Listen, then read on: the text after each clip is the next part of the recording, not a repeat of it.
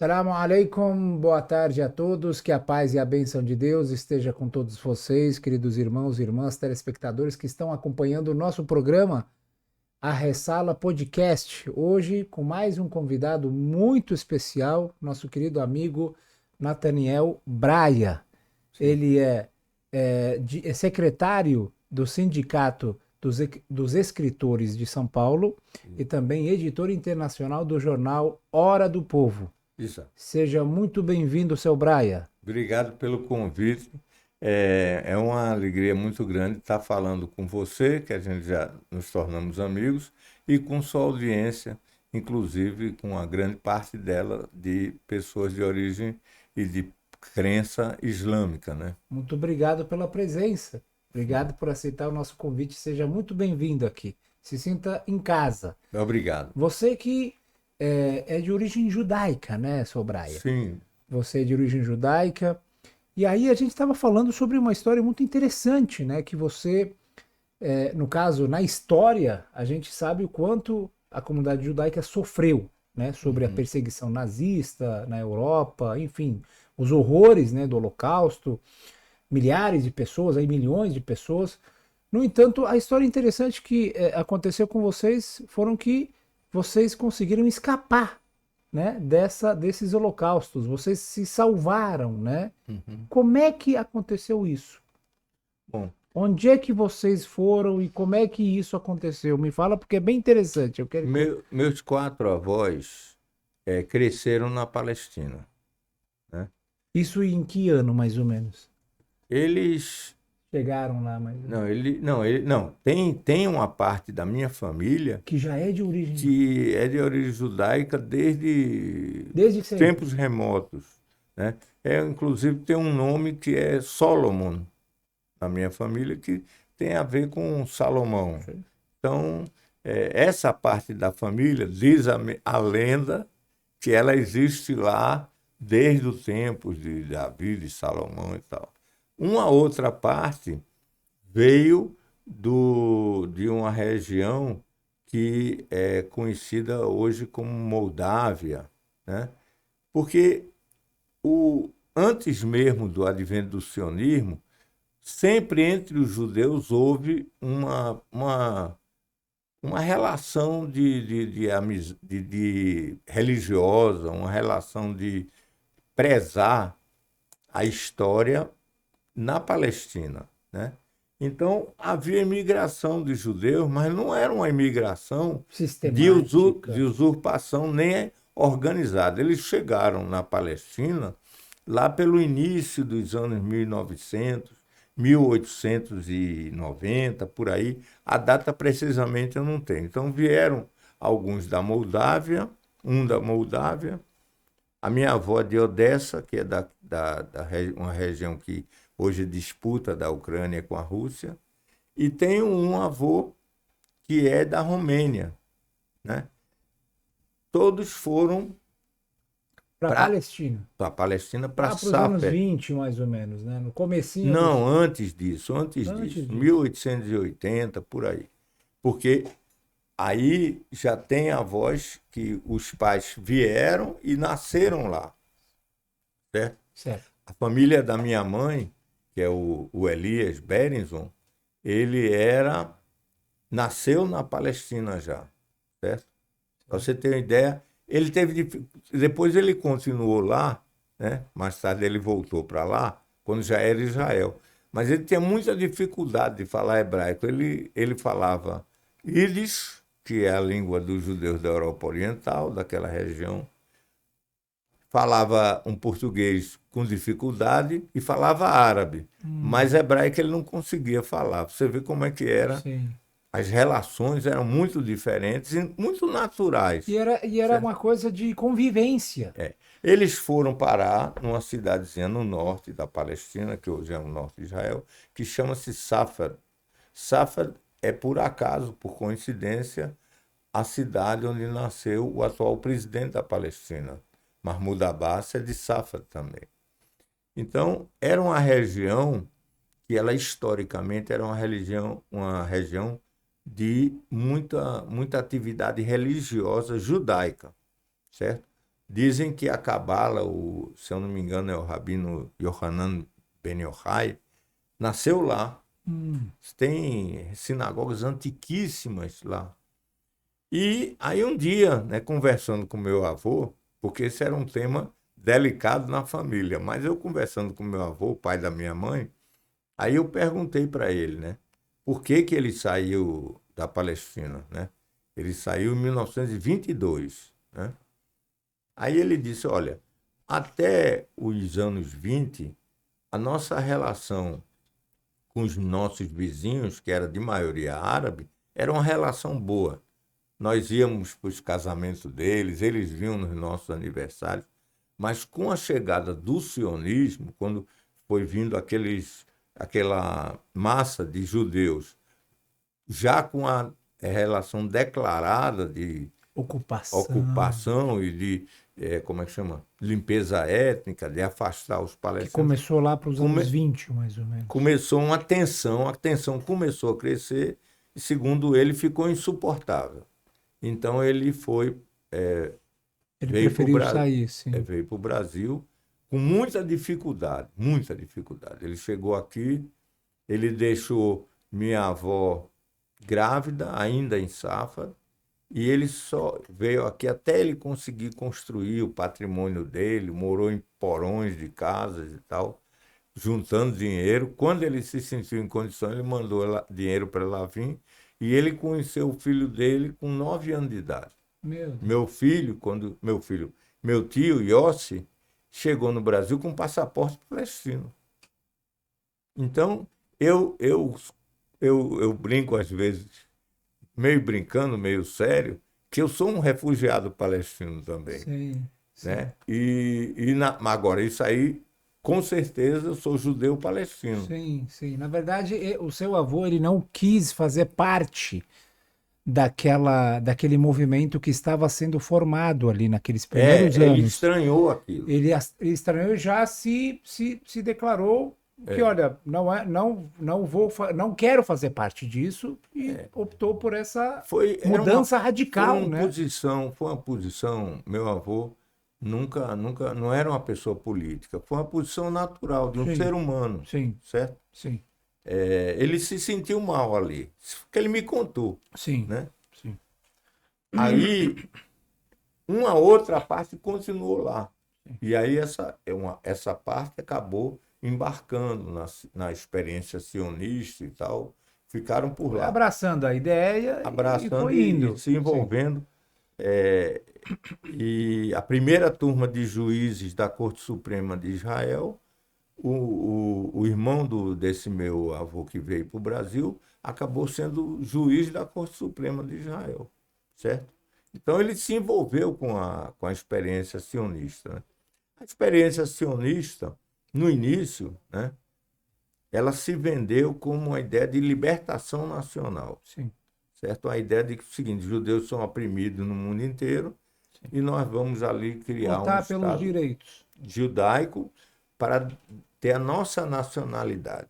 Só que, na verdade, se escondia uma questão mais de fundo essencial, que era esses judeus que se tornaram sionistas, eles adotaram a concepção colonialista europeia, né? Que dizia o seguinte, não, para o nosso projeto nacional, não importa qualquer um. Se a gente tiver que usurpar terra, afastar. E isso passou a se dar de uma forma que foi barbarizando as comunidades judaicas, certo? Ou seja, a comunidade judaica foi, na verdade, de uma forma direta, foi usada para aplicar esse projeto sionista e eles também foram sendo vítimas aos poucos. Isso. Até a Segunda Guerra Mundial, até a perseguição nazista, os sionistas eram vistos nas comunidades judaicas como loucos, visionários, pessoas que não tinham relação com a realidade. Sim. Esse negócio de como é que vai fundar um país lá e tal, os judeus estão espalhados pelo mundo todo e tal. E eles só passaram de minoria para maioria com a perseguição nazista. Então, aí, com o nazismo, com aquele morticínio que fizeram com os judeus na Europa, aí os sionistas passaram a ser vistos como um tipo de solução. A gente não tem como ficar aqui na Europa, então vamos vão imigrar. adotar a proposta sionista, né? Que, na verdade, causou prejuízos aos judeus nesse período Esse mais aspecto. grave das comunidades judaicas na Europa. O sionismo causou um prejuízo muito grande. Por quê? Porque existia duas opções para os judeus. Uma era embarcar na resistência ao nazismo, e muitos embarcaram. Inclusive, ontem eu faço parte de um coral de música Yiddish, e ontem foi a comemoração do levante do gueto de Varsóvia. Então nós cantamos várias músicas dos guerrilheiros judeus que lutaram contra o nazismo e o fascismo dentro da Europa. Mas essa opção, ela podia ter sido adotada numa quantidade muito maior. A resistência judaica podia ter sido enormemente maior. Mas a orientação do Ben-Gurion e dos líderes sionistas era para não fazer nada, para criar esse clima de comoção e eles passarem a ser a solução. Então, os judeus que resistiram com armas na mão ao nazismo, que se tornaram guerrilheiros, foram a minoria e podia ser a maioria, certo? E, por exemplo, a União Soviética, né, foi uma das forças que ajudou, que deu armas, que deu orientação militar e tal. Para a comunidade judaica. Para os judeus que queriam embarcar na guerrilha. Sim. Mas os líderes sionistas, no geral, os grandes líderes, fizeram vista grossa naquele momento. Então foi um prejuízo enorme. Não teria como. A própria história da Palestina mostra a resistência palestina. Os israelenses estão conseguindo matar uma quantidade enorme, desgraçadamente, de palestinos. Mas não é tanto, por quê? Porque existe uma resistência palestina. Levanta o mundo inteiro, faz manifestação, em alguns casos pega armas na mão e resiste. Então torna impossível um holocausto na mesma dimensão daquela que os nazistas fizeram. Então eu escrevi um livro que se chama Apartheid de Israel e que diz exatamente isso, que o Estado de Israel e essa maioria sionista é filhote do nazismo. Sim. Por mais contraditório que isso pareça, é isso que é a realidade. Eles, na verdade, têm a mesma eles têm os mesmos propósitos de dominar, aquele propósito de superioridade sobre o próximo, de escravizar o resto do povo, né, de que eles são melhores, só que em uma outra face, né, em uma outra máscara, né? A gente pode dizer que simplesmente a máscara foi tirada de um grupo e foi colocada uma outra máscara, né? Só que eu diria que eles aprenderam algumas lições com os nazistas. Sim. Então eles fazem isso de forma mais paulatina. Apesar da barbárie, da violência e tal, a violência estúpida, né? Mas eles fazem de forma mais dosada. Sim. Então os nazistas eles conseguiram matar 6 milhões de judeus em 4 anos, Sim. 5 anos. E os sionistas eles estão fazendo essa limpeza étnica Aos poucos. há 80 anos, pelo menos. Sim. E vão dosando e aumentando, Sim. mas nunca chega naquela situação que... Isso porque, na verdade, o que se vê hoje... Aí isso não significa, Sim. quando compara, não, você está errado, comparar o nazismo. Nada se compara ao nazismo. Em alguns aspectos é verdade. No entanto, no aspecto central, o sionismo é mais nocivo do que o nazismo, porque ao ser mais medido e mais planificado, ele consegue se manter no processo de limpeza étnica por mais tempo. E com isso eles vão criando raízes, vão criando A sua situações. ideologia, vão divulgando, vão tendo mais seguidores, né? Então, essa é a situação que a gente enfrenta. Então a gente pode resumir em algumas palavras: nem todo judeu é sionista e nem todo sionista pode ser judeu. Sim, também é verdade isso, certo? Existe dois tipos de resistência a isso dentro das comunidades judaicas. Existe uma parte que acha que deve haver o Estado palestino e que o governo israelense, o regime israelense, é muito agressivo com os palestinos e devia diminuir, mesmo entre os sionistas. Uma parte dos sionistas querem algum tipo de acordo, certo? E existe uma parte que é ou não sionista ou anti-sionista, que é o meu caso, que acha o seguinte, que essa ideologia, ela por si só já é supremacista e tem que ser combatida, certo? Mas é importante saber que dentro de Israel está crescendo uma resistência, ainda não rompida com o sionismo, mas uma resistência ao fascismo, ao massacre dos palestinos. E é com essas pessoas que eu converso, discuto e procuro trazer para uma posição mais progressista, mais humana, mais Consciente. mais consequente. Porque, na verdade, a questão do sionismo, ela agride os princípios humanos, né? Da mesma forma que o nazismo era contra... E acaba criando uma mentalidade distorcida para os judeus, Com certeza. tanto de Israel como... Então, por exemplo, naquele discurso que eu fiz lá na Assembleia Legislativa, que você estava presente, Sim. eu disse, a gente tem que criar um grupo de trabalho para pesquisar quem são os brasileiros, veja só, brasileiros, que ingressam no exército israelense e agridem um povo irmão. Então o cara é brasileiro, Tem dupla nacionalidade. nasceu no Brasil, vive no Brasil. Aqui no Brasil não há nenhum conflito entre árabes e judeus e vai para outro país, certo? Combate lá. E vai matar palestinos. Como nós vimos também. Vários. Não, e agora, Sim. pela Corte Internacional, isso é crime de guerra. Sim. Então, qualquer brasileiro que cometa um crime de guerra é considerado o maior dos crimes. Sim. Então, se ele comete crime de guerra, ele tem que ser preso. Sim. Ou pelo menos tem que ser levado aos tribunais, julgado e tal.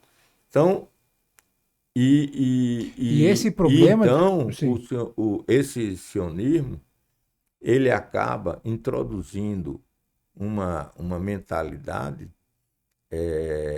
fascista no meio da comunidade judaica. Pois é, sim. E nos É casos... um constrangimento para os judeus sinceros, para a comunidade judeu mais consciente.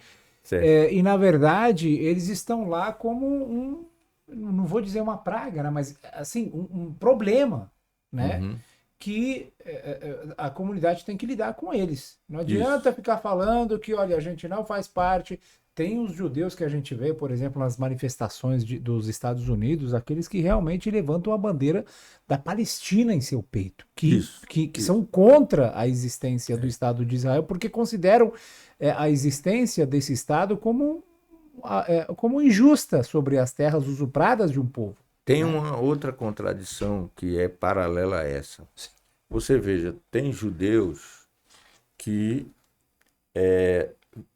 cresceram, que são de cidadania de países que foram colonizados e que ainda não se libertaram da colonização totalmente, certo? Que são países dependentes, como é o caso dos países da América Latina, dos países da África, né? E você pega um judeu de um país como o Brasil e ele vai atacar o povo irmão dele, que é o povo árabe, que também luta para se libertar da dependência, para entrar numa igualdade mundial. Então ele está lutando contra um braço armado do imperialismo norte-americano. Então ele presta uma dupla ação negativa. Quando ele é de um país da América Latina ou da África ou do mundo árabe, ele está agredindo a sua própria história, a sua própria nacionalidade. O Brasil precisa se afirmar como um país soberano, independente. E quem é nossos aliados para a gente se tornar independente? É a China, é a Rússia, é a África, né? Os povos árabes. E como é que a gente, como brasileiro, vai atacar os povos que podem ajudar a nos Isso é parte libertar do genocídio, né? Isso é do parte, atraso? é um problema isso. Então eu o acho. cara está agredindo a sua própria nacionalidade. Posso continuar? Claro, não, claro. Então, por exemplo, lá em Israel, veja que coisa engraçada. A maioria dos judeus israelenses, inclusive que estão atacando os palestinos, são árabes, né? Você tem uma proporção entre os judeus, não é os árabes, de 60% de judeus de origem árabe e 40% de origem europeia e de outros lugares do mundo. Sim. Então, esse judeu que é árabe, ele não aceita se você chegar para ele e dizer você é árabe, ele não aceita. Como eu digo que eu sou palestino, me orgulho de ser, a maioria dos judeus, quando são árabes, eles não aceitam. Sim. Então, por exemplo, tivemos um debate entre que formou-se um grupo de judeus e árabes aqui no Brasil, né? E teve um debate, convidamos o cônsul de Israel em São Paulo. O primeiro nome dele eu não me lembro, o sobrenome era Medina. Aí eu cheguei lá, eu criei uma confusão na reunião, porque eu cheguei lá e perguntei, o senhor é de Israel, né? Sou. Mas assim, sua origem, sua família é de onde? Ele falou, do Marrocos. Eu disse, então é uma honra para nós ter um árabe representando Israel. Aí o cara que era da CONIB, que estava do lado da Confederação Israelita, disse, você é judeu? Você acha que você não é judeu? Ficou nervoso. Ele disse, não, o Medina é árabe. Pois é. Ele pode não querer, não reconhecer, mas ele é árabe. Então... É um incômodo para eles, né? Não, mas é engraçado. Sim. Que essas comunidades árabes, judaicas, eram comunidades importantes. Em alguns lugares tinham um peso muito grande, né? E acabaram negando a sua própria identidade. Sim. Então você tem uma juventude árabe judaica que ela é deslocada da sua identidade. Ela não sabe qual é a sua identidade. Sim. Foi apagada a sua identidade. Agora você imagina um ser humano, certo?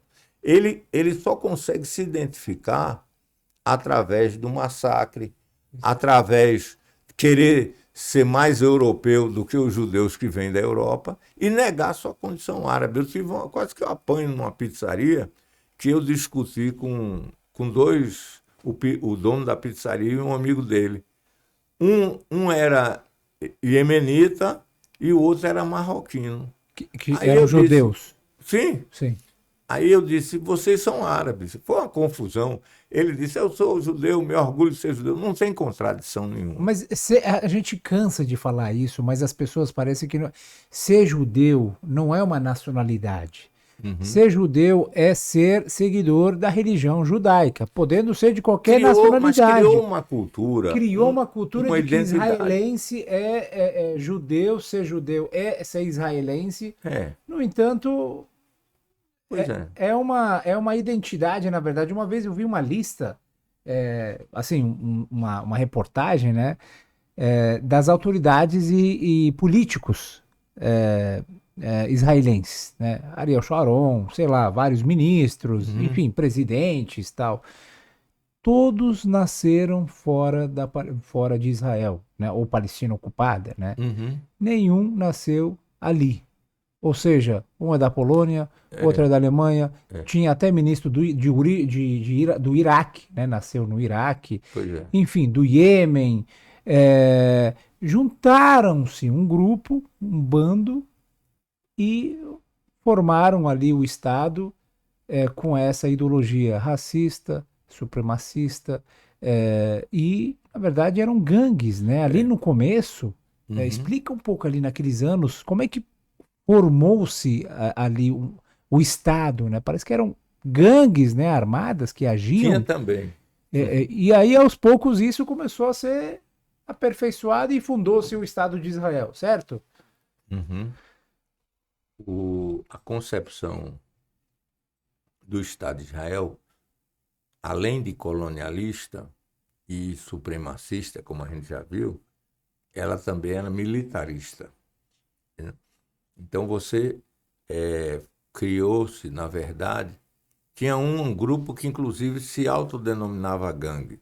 A gangue externa era um desses grupos.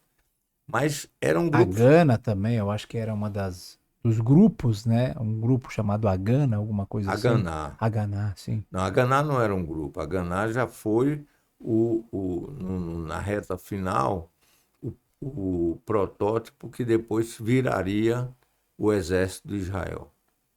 A Ganá juntava vários grupos, todos eles paramilitares, mas já eram militares.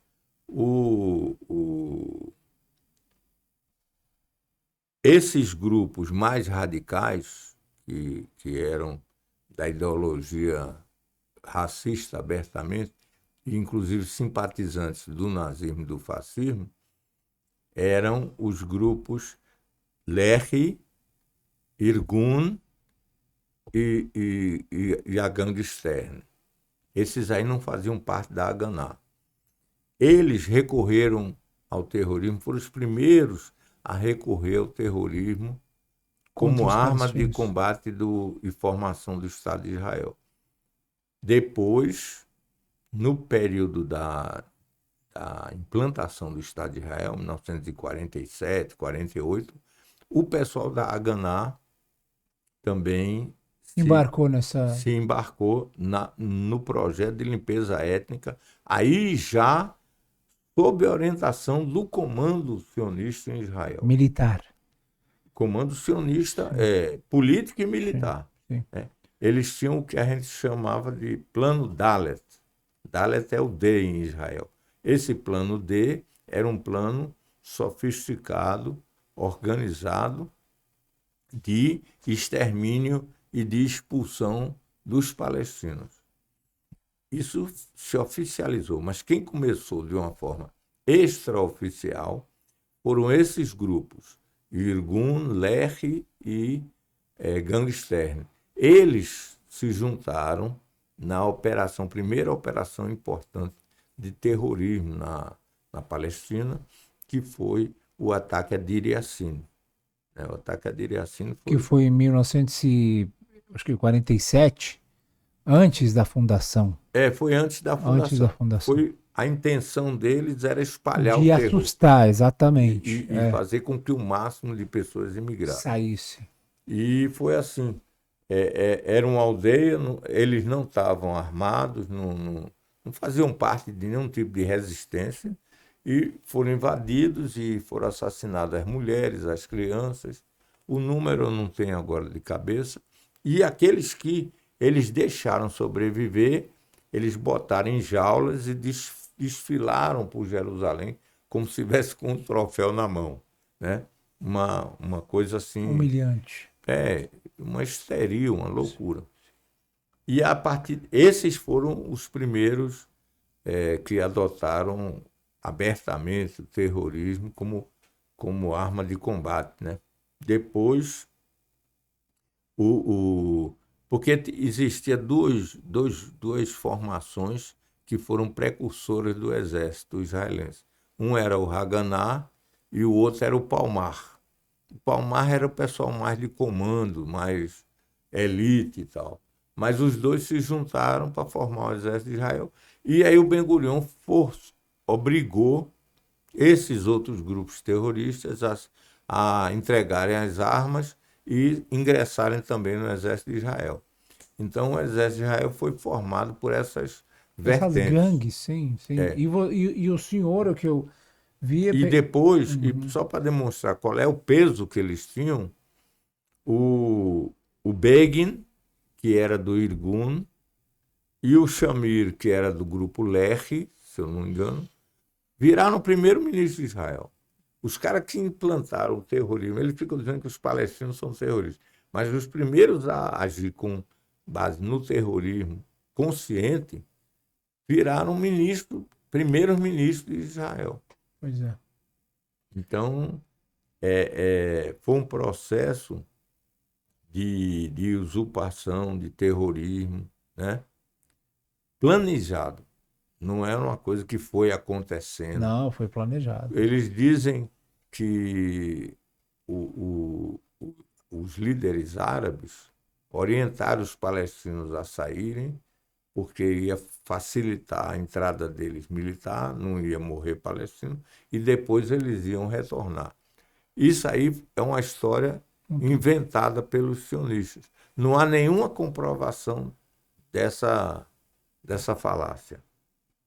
Todos os palestinos que saíram aterrorizados, saíram sob invasões e tudo mais. Foram quase 2 milhões, 3 milhões de palestinos, né, ao longo das primeiras décadas que foram expulsos. Nas primeiras décadas, o que chama... Primeiras décadas, sim, mas a primeira leva de palestinos que saiu, que é de 1948 até 1951, está em 800 mil, 1 milhão. Não chega a 2 milhões, não. Sim. Uma parte, e isso mostra a resiliência do povo palestino. Sim. Uma parte, mesmo naquelas condições, não quis sair. Não saiu, né? Preferiram ou morrer lá, e aí... Como é o caso, na verdade, professor? Quando houve uma Israel ainda era um país fraco, estava iniciando. Sim. Aí houve uma intervenção internacional, uma pressão muito grande. Israel fez o armistício e aqueles que decidiram permanecer e sobreviveram continuaram lá. Sim. Como é o caso também hoje, né? O povo palestino é um povo que dá exemplo, porque mesmo com todas essas condições de bombardeio, de perseguição, de matança, de massacre, limpeza étnica, ele não aceita deixar a sua terra.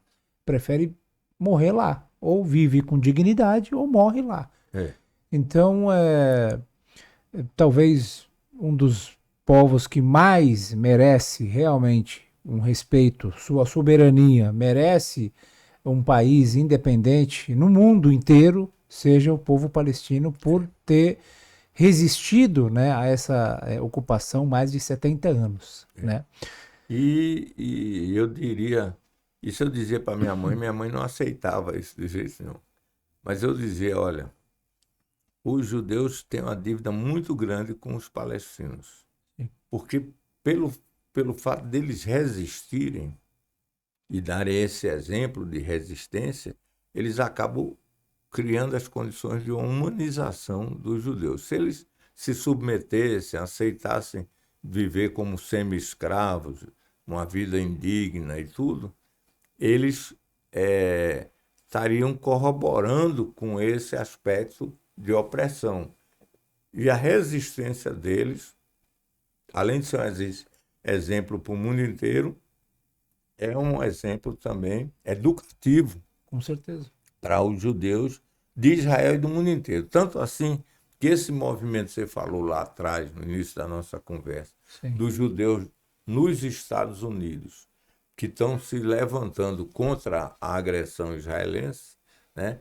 Eles adotaram um lema, not in our name, que quer dizer não em nosso nome. Quer dizer, ou seja, Israel, quando está matando os palestinos, não está falando nosso nome. Isso está ficando claro, na verdade, ao passar do tempo. Né? Eu lembro muito bem, quando era pequeno, o meu pai sempre falava assim, olha, as primeiras vítimas, os primeiros vítimas do projeto sionista de Israel são os judeus. As primeiras vítimas, antes da Palestina, antes de qualquer outro povo. Eu, para ser bem sincero, não entendia muito bem essa... Só que hoje está existindo uma conscientização maior no Sim, mundo. é. E o Inclusive, processo é esse, é inevitável. o processo é esse. Inclusive, talvez, o senhor pode confirmar, tem mais idade do que eu, com certeza, teve, está acompanhando, né, esse processo, né, há mais de 70, que está acontecendo há mais de 70 anos. Eu acho que talvez nunca ao longo da história teve uma solidariedade tão grande ao povo palestino. É. Esse aspecto do sequestro do judaísmo, da essência humana do judaísmo e tal, esse aspecto, ele está presente, eu vou voltar nessa questão dos judeus árabes. O, Lá em Israel, eu tive como é que chama? Eu posso dizer a honra de conhecer o Haim Anegbi. Haim Anegbi é um judeu, filho de rabino, que vivia, assim como os meus parentes viviam no norte da Palestina, ele vivia na Cisjordânia, a família dele. E o pai dele era, inclusive, um rabino. Isso em que anos, Isso mais ou menos? antes da chegada dos sionistas, Claro, sim. né? E, Começo do século, quase 100 anos atrás. é, Sim. e aí ele dizia o seguinte: um dos grandes crimes do sionismo é ter acabado com as comunidades prósperas, cultas, desenvolvidas e históricas de Casablanca, de Bagdá, de Sana, onde haviam comunidades judaicas florescentes. E ali acabaram com tudo, certo? Na Tunísia, os judeus tunisianos tinham uma presença muito importante. Os judeus marroquinos, Sim. muito. E essas, Até mesmo na Síria na tinha Síria também, no Iraque, sim, mas essas que eu estou falando, do Iraque, eram do mais Iêmen, destacadas. da Tunísia, do Marrocos e também do Egito. Essas aí desapareceram, certo? E elas tinham, cada comunidade dessa, a sua própria cultura, a sua própria forma de ser, né? E de desenvolver.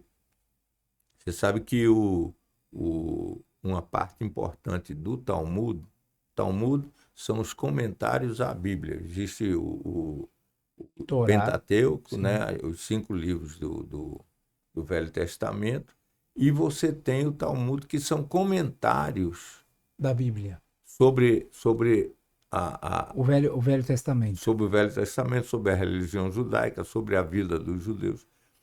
A maior parte do Talmud foi escrita no Iraque, na cidade de Basra, No que sul quer do dizer Iraque. sabedoria, né? Sim. Então, Basra foi um centro de estudos judaicos. Aí vai lá em Basra agora procurar judeus, você não vai achar. Acabou. Sim. Então aquilo Na ali foi verdade, destruído. as comunidades judaicas no mundo islâmico todo, praticamente, foram extintas, tirando o Irã. O Sim, Irã, por ter ainda mudado, né, a sua forma de Estado em 1979, após a Revolução Islâmica do Irã, com a liderança do Imam Khomeini, e ter se alertado, né, a essas mudanças, né, que ocorriam na região com o projeto sionista, etc., ele meio que preservou a comunidade judaica, inclusive tem uma comunidade grande, eles têm até um representante no parlamento iraniano, tem suas sinagogas, tem suas escolas, tem seus centros, né, de estudo, né? Talvez isso o aí é Irã, interessante, eu não conheço bem isso. mas a gente fez um vídeo sobre a comunidade judaica dentro do Irã. É Uhum. uma coisa bem interessante, né? Quem sabe o senhor pode até conhecer eles lá algum dia, né? Eu torço para que isso aconteça. Sim, sim. Mas é isso, o judaísmo acabou sendo que sequestrado, né, Uhum. É, pela ideologia do sionismo. é. Mas nunca deixou de haver, como eu citei o caso do Haim Aneg, uma resistência ao sionismo, mesmo que minoritária, dentro das comunidades judaicas do mundo inteiro, né? E você tinha perguntado no início quanto tempo a gente tem. A gente tem mais uns 10, 15 minutos, mais ou menos. Sim. Não, no início você me perguntou sobre esse processo de conscientização que eu Sim. tive. Então, o que aconteceu? Quando eu fui para Israel, eu fui porque tinha se implantado a ditadura no Brasil e meu pai, que era diretor do Banco do Brasil, ele começou a receber ameaças porque eu estava começando a participar do movimento estudantil, ainda muito inicial, tinha Isso 18 anos, nos em anos 68. 68. Ok. Aí meu pai era diretor do banco e era uma pessoa muito querida lá no Recife. Então o próprio diretor da repressão procurou ele e disse: olha, eu até agora nós preservamos ele, mas nós não vamos poder segurar. E aí meu pai, Isso por quê? Porque ele era judeu? não, por Ah, causa de que eu estava começando a me envolver com o movimento sim. contra a Sim, sim. ditadura. Sim, entendi. Aí meu pai implorou para que eu saísse do Brasil e fosse para Israel. Foi nesse processo que eu Que fui. você foi para lá, sim. Mas eu saí praticamente, Na época eu você tinha quantos anos, mais ou menos? 18 anos. E eu tinha crescido, eu estava fazendo o primeiro ano de engenharia, mas eu tinha crescido toda a minha vida em organizações sionistas, em colégios israelitas. Então, eu, eh, na Guerra dos Seis Dias, por exemplo, em 1967, um ano antes, eu acompanhava e vibrava com a vitória Dos israelenses. dos israelenses. Era como se fossem meus patrícios e tal. Quando eu cheguei lá, lá em casa nunca teve uma concepção racista, né? Então, a gente tinha empregados tanto em casa como na loja que meu pai dirigia, e sempre uma relação muito amistosa, muito igual para igual com os empregados, funcionários. Meu pai era uma pessoa muito expansiva e gostava de conversar com todo mundo. E aí eu cheguei, então eu fui criado nesse ambiente, né? Não se admitia discriminação. E aí eu cheguei lá, a discriminação era uma coisa que acontecia no dia a dia, Fazia parte. fazia parte, Contra os árabes, contra os com os palestinos. árabes. Então, aquilo ali foi começando a me alertar que alguma coisa não estava bem, né? Ou pelo menos não era condizente comigo, né? Então, eu vou dar três exemplos aqui para você ver como é que foi acontecendo e percebendo. Primeiro foi um ônibus que eu entrei, tinha um árabe sentado e pessoas sentavam de dois em dois, como em tudo, mas do lado do árabe ninguém sentava. Aí eu fui e sentei, ficou todo mundo olhando para mim, certo? Então aquilo ali eu achei muito estranho. Isso é só um exemplo, era o Não dia a é, dia. no dia a dia acontece muita coisa, não dá para. O outro exemplo foi, eu estudava engenharia e tinha perto um restaurante que era barato e tal, era um judeu romeno. E o funcionário dele era um garoto árabe. E esse garoto ele foi limpar a cozinha e deixou uma poça de água no chão. Aí ele pegou e que isso era uma coisa, terminologia assim. Quando o trabalho era mal feito, eles diziam que era trabalho árabe. Meu Deus. Aí ele pegou e disse: aí, o trabalho árabe que você fez. Botou a mão na água e botou no rosto do garoto. Eu vi aquilo assim na minha frente. Eu levantei, não consegui mais almoçar, nunca mais pisei no restaurante. Até hoje eu me arrependo de não ter brigado com ele na frente de todo mundo. Não fiz isso, eu confesso. Mas eu saí fora muito, muito transtornado Indignado. de ver aquilo. E uma terceira coisa foi um colega da escola de engenharia, a gente conversando sobre como é que. Porque eu não tinha servido o exército, aí eles contando como era você se sente em combate e tal, né? Que ele dizia, não, a gente dá medo ali quando você está trocando tiro, parece que todas as balas vêm na sua direção. Os caras contando isso. Aí um deles chegou e disse, olha, deixa eu mostrar aqui um souvenir de guerra meu. Aí abriu a carteira, tirou uma foto, era uma cabeça de um sírio, ele segurando Meu assim. Deus do céu. Aí eu disse, você se orgulha dessa foto aí, de você achar que isso aí é legal, ficar legal na carteira? Aí o outro que estava do lado chegou e pegou a foto dele e mostrou, tinha Quatro pessoas, né? quatro corpos de pessoas num jipe, e dizendo, isso aí eu matei.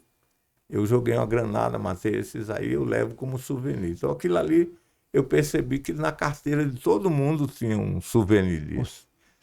E aí aquilo ali foi... Aos poucos começou o processo Aí depois eu fui convidado por amigos a participar de debates e palestras desse grupo, que era o grupo que foi se formando logo depois de 67, que era o grupo do Max Pen, que em hebraico quer dizer bússola, e que era um grupo de árabes e judeus antisionistas.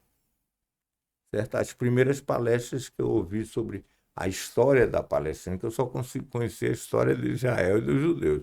A história árabe, do Oriente Médio, da Palestina, foi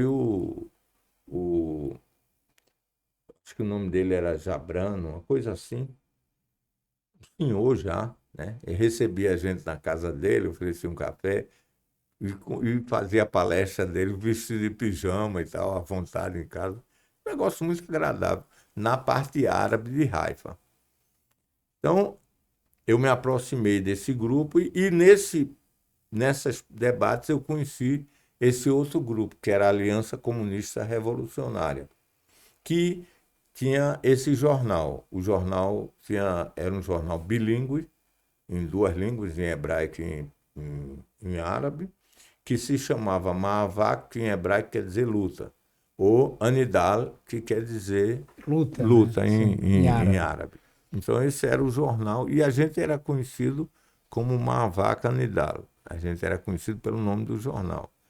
E foi com essa organização que eu acabei entrando. Se identificando. Não, eu participei praticamente da sim. fundação. Sim. Eu fiquei responsável pelo trabalho no norte de Israel. Que eram árabes e judeus.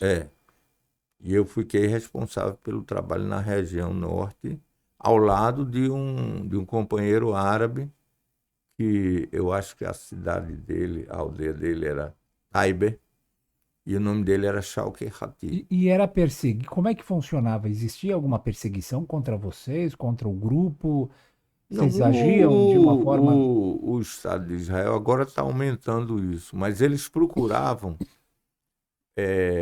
ao mesmo tempo que faziam esses processos de limpeza étnica, eles procuravam preservar, para efeito propagandista mundial, como se fosse uma democracia. Isso, uma oposição simbólica de pessoas ou de vozes que se opõem a esse. Nós não chegamos a ser perseguidos por adotarmos essa posição política. Eu, inclusive, cheguei a ser candidato a deputado federal ao parlamento israelense por esse grupo.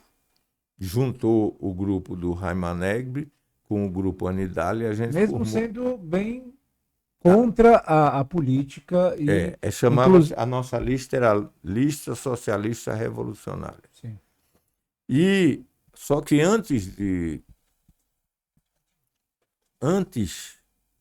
pouco antes dessas eleições, que eu inclusive estava na lista como candidato, o nosso grupo estava fazendo reuniões clandestinas com o pessoal do Fatah e o pessoal da Frente Democrática Popular de Libertação da Palestina, sim, que era dirigida por um camarada que se identificava como marxista, que era o Naif Hawatmeh.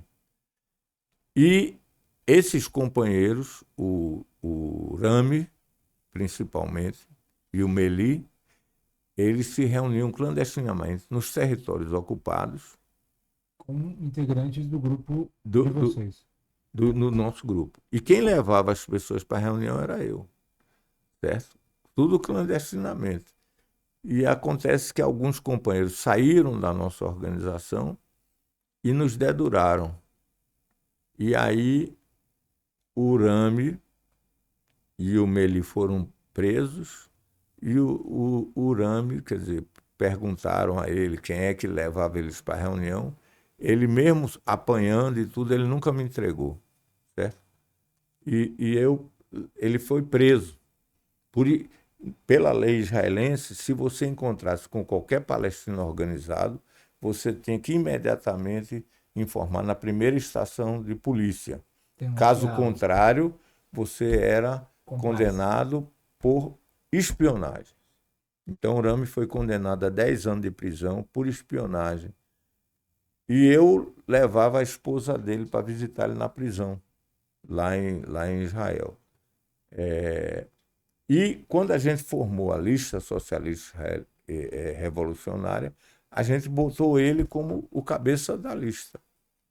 Porque se ele se elegesse, ele ia ser um deputado federal preso, eu não sei que soltar ele, né? Sim. Então, é claro que a nossa lista teve uma votação muito pequena, Sim. mas a gente fez o nosso pequeno rebu, né? Sim. Então, quer dizer, essa história de atuação, né? Ela sempre foi muito intensa, certo? Agora, tinha momentos como é que você chama isso? De desânimo, porque você parecia que você estava falando para o nada, Não tinha né? o público, não tinha uma receptividade. Era terrível, né? E, e aí chegou um momento que eu resolvi voltar para o Brasil, né? Mas durante todo esse período, Ficou quanto tempo lá, mais ou fiquei menos? 7 anos. Durante 6 anos e meio, eu atuei contra a ocupação. E nesse processo, eu cheguei a ser chamado para Ou seja, a sua ida para lá foi até bom para você conhecer, porque sem a sua ida para lá, talvez você continuaria aqui defendendo, eu enfim, não sei. talvez não, mas assim, isso ajudou, né? Uhum. Chegou lá, viu, porque tem coisas que realmente a pessoa chegando lá, vendo, aí ele vai Mas decidir. muita gente vai lá e não vê. Não vê. Aí já é uma questão de opção. Ele realmente Infelizmente. acaba aderindo àquela ideologia, àquela política, porque realmente se identifica com aquilo e é uma pessoa desumana. Porque Se quem desumaniza, se né? desumaniza, aquilo lá. Eu não quero dizer com isso que eu sou melhor do que ninguém, eu só tenho a minha história. Mas a questão, professor, é a questão da verdade. O que a gente discute sempre é a justiça. O que é certo, o que é errado é errado. Tem um grande sábio dentro da comunidade muçulmana que ele diz o seguinte: nunca as terras ocupadas serão legítimas, passe o tempo que passar, porque o certo é certo e o errado é errado. São coisas ocupadas. Mesmo que eu pegue esse celular de você, coloque meu nome, eu dou um jeito lá, pego a sua casa, coloco o meu nome, o juiz é meu amigo, sei lá, faço de tudo, aquilo não é meu, tá certo ou não? Não é porque se tornou em meu nome é que se tornou legal. Eu acho que com relação a essa questão que você está levantando, eu acho que é preciso. Adoto a ideia de que o correto seria uma Palestina com judeus e árabes vivendo juntos e de governo laico, Sim. certo? Com a grande comunidade judaica, com todo o espaço. Só que para chegar nisso, na minha concepção, eu acho que ainda tem que passar pela fase dos dois estados. Sim. O Estado de Israel e o Estado da Palestina. Só que um Estado de Israel dessionizado, certo? Até poder haver uma federação, uma composição, num processo mais lento. Mas se a gente adotar a ideia de que só serve